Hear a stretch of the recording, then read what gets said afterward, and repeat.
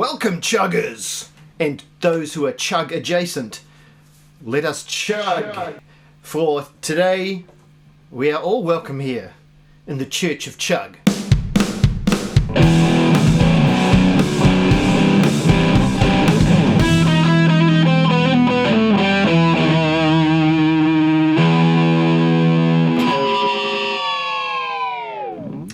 Today we're looking at training wheels, basically, for your first guitar solo. Maybe you've rocked up to a gig and someone's gone, "Your turn for a solo!" and you're not sure what to do. Well, here's some pretty fail-safe stuff that you can do as a beginner that's going to sound okay in almost any situation. Say we've got a chord progression A minor, C, G, E, something like that. A lot of people will follow those chords around and play different stuff depending on when the chord changes, but you can do a solo as if it was still all on the A minor chord. So, a note that always sounds good in the key of A is the note A. Wow. 7th fret of the D string. Another one that sounds good is the G, the 5th fret of the D string. Let's just start with those two notes.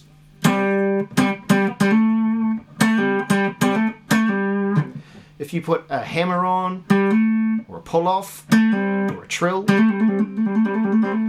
you've got like half a solo there already. It actually is pretty much always going to sound good. You can add in the 5th fret of the G string that gives you a C. You can add in the 7th fret of the G string for the D.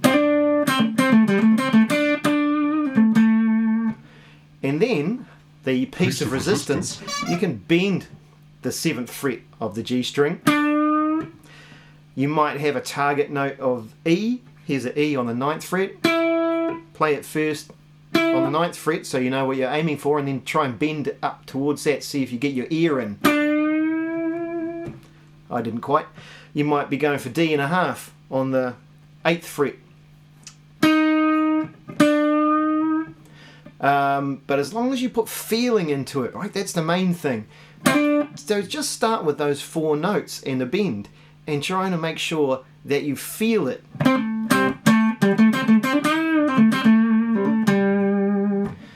If you keep the notes to a minimum, you can focus more on what you're doing with them rather than trying to play a billion notes all over the fretboard, you know?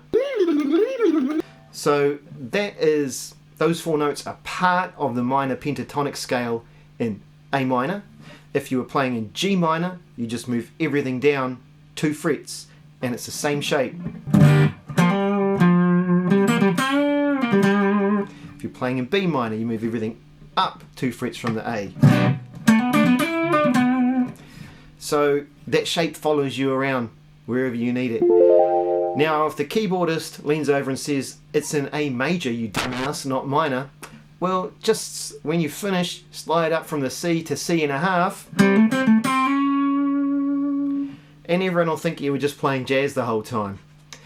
Now, I've got a new story out on Amazon called The Moon is for Sale, which is a kooky kind of fairy tale type of deal.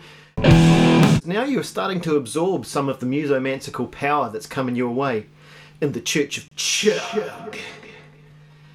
Next week we'll be looking at pentatonic scales, major and minor. What's the difference? Is there a difference? Kinda is the answer. Until then, chug you later.